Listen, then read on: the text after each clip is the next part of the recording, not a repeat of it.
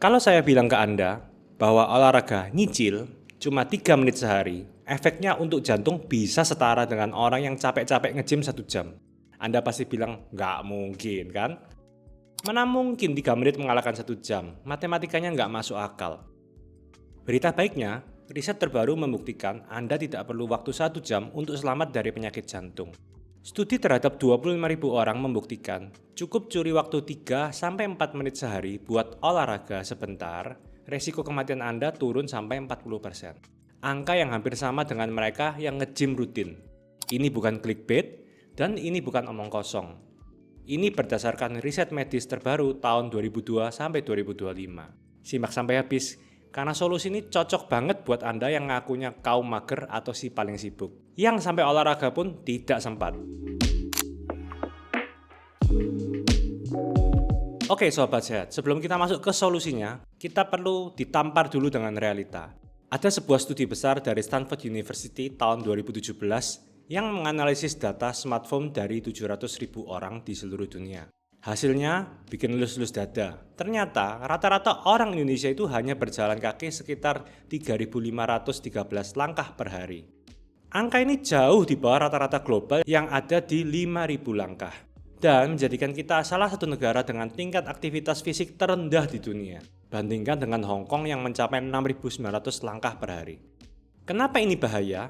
Karena banyak dari kita terjebak dalam fenomena yang disebut active couch potato. Apa itu?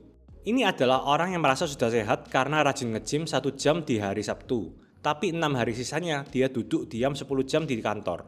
Riset fisiologi membuktikan olahraga 1 jam itu hanya 4% dari hari Anda. Masalahnya, apa yang Anda lakukan di 96% sisa waktu Anda? Itu akan jauh lebih menentukan nasib metabolisme Anda. Saat Anda duduk diam lebih dari 6-8 jam, enzim pembakar lemak seperti lipoprotein lipase (LPL) di kaki Anda itu mati suri atau tidak aktif. Akibatnya, gula dan lemak menumpuk di darah, tidak bisa masuk ke otot.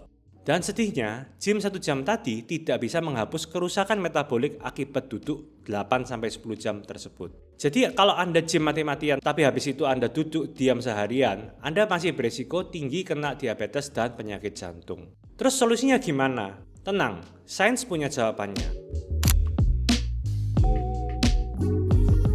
Para ilmuwan baru-baru ini memperkenalkan konsep yang disebut VILPA atau Vigorous Intermittent Lifestyle Physical Activity. Gampangnya kita sebut sebagai camilan olahraga.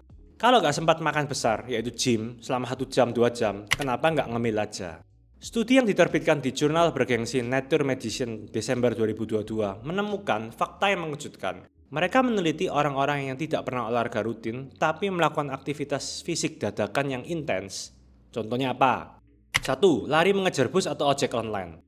2. Jalan cepat atau setengah lari saat naik tangga karena telat meeting. 3. Main kejar-kejaran sama anak di rumah. Intinya, aktivitas yang bikin jantung Anda berdegup kencang atau ngos-ngosan tapi cuma sebentar, sekitar 1 hingga 2 menit saja. Hasil risetnya, ternyata melakukan VILPA ini total 3-4 menit per hari, ingat total ya, bukan sekali jalan, bisa menurunkan resiko kematian akibat penyakit kardiovaskular hingga 48-49%. Bayangkan, cuma modal 3 menit yang disebar seharian, efek perlindungannya terhadap jantung hampir setara dengan orang yang olahraga teratur. Kenapa bisa begitu?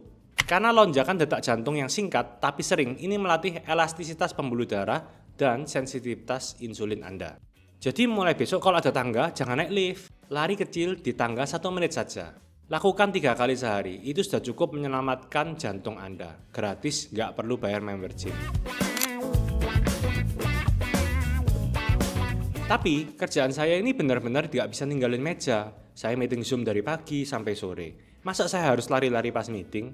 Oke, kalau itu masalahnya, kita pakai senjata kedua, yaitu sebagai cheat code atau cara curang, yaitu adalah olahraga sambil duduk. Nah, ini namanya adalah Soleus Push Up. Saya sebenarnya sudah pernah bahas teknik ini secara lengkap dan mendalam di video saya yang ini.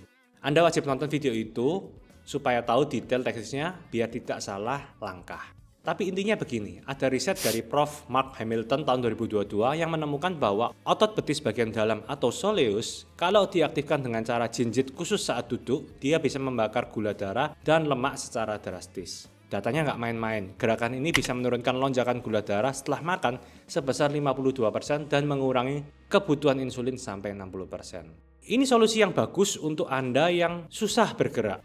Saat Anda macet di mobil, goyang-goyangkan kaki Anda dengan teknik soleus push up ini. Orang lain nggak kelihatan sih, tapi metabolisme Anda bekerja keras untuk membakar gula Anda. Ingat, jangan sampai goyang-goyang kaki karena nervous ya, itu beda. Cek lengkapnya di video ini. Strategi ketiga, ini yang paling sering diremehkan, yaitu Non-Exercise Activity Thermogenesis atau NEAT. Ini adalah kalori yang Anda bakar dari segala aktivitas yang bukan olahraga tidur atau makan. Dr. James Levine dari Mayo Clinic pernah melakukan riset gila. Dia memberi makan berlebih atau overfeeding ke sekelompok orang. Ternyata ada orang yang tetap kurus dan ada orang yang langsung gemuk. Bedanya di mana ya? Orang yang tetap kurus ternyata punya NEAT yang tinggi. Mereka gatal kalau diam. Jadi mereka suka getar-getarin kaki, tangan gitu. Suka mondar-mandir, suka ganti-ganti posisi duduk. Riset menunjukkan sekedar Anda berpindah dari tempat duduk, bergerak, itu akan bisa membakar 54% lebih banyak kalori daripada duduk diam mematung. Kalau diakumulasi setahun, perbedaannya bisa setara dengan lari maraton berkali-kali. Jadi tips praktisnya gimana? 1. Kalau Anda terima telepon, biasakan berdiri dengan jalan mondar-mandir. Jangan dalam posisi duduk. 2. Parkir mobil jangan cari yang paling dekat dengan pintu masuk mal.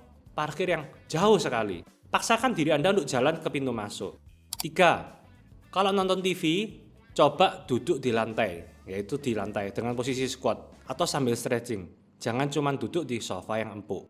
Hal-hal kecil ini kalau dijumlahkan, efeknya besar untuk metabolisme Anda. Jadi sobat sehat, apa kesimpulannya? Kita di sini tidak melarang Anda untuk gym, karena gym tidak bisa digantikan. Apakah gym itu buruk? Tentu tidak, kalau Anda punya waktu dan uang untuk ke gym. Lanjutkan, itu bagus untuk membentuk otot Anda. Bukan berarti tips-tips ini bisa menggantikan gym. Tapi pesan saya hari ini adalah, untuk Anda merasa yang sudah gagal atau tidak punya waktu di tengah kesibukan Anda, jangan jadikan kesibukan sebagai alasan untuk tidak bergerak. Ingat rumus nyicil sehat tadi. Yang pertama, VILPA, yaitu kejar nafas ngos-ngosan itu maksimal 3 menit saja per hari. Caranya, gunakan tangga, jalan cepat seperti itu. Yang kedua, lakukan soleus push up. Sewaktu Anda kerja duduk, aktifkan betis Anda. Yang ketiga, NEAT. Jadi jangan pernah duduk diam mematung, bergeraklah.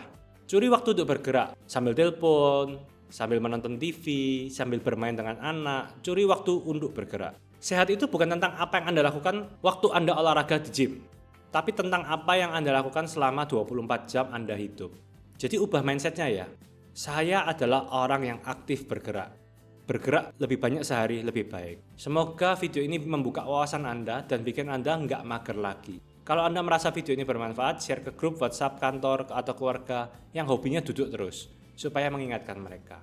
Sekian video dari saya, stay fit and stay healthy. See you.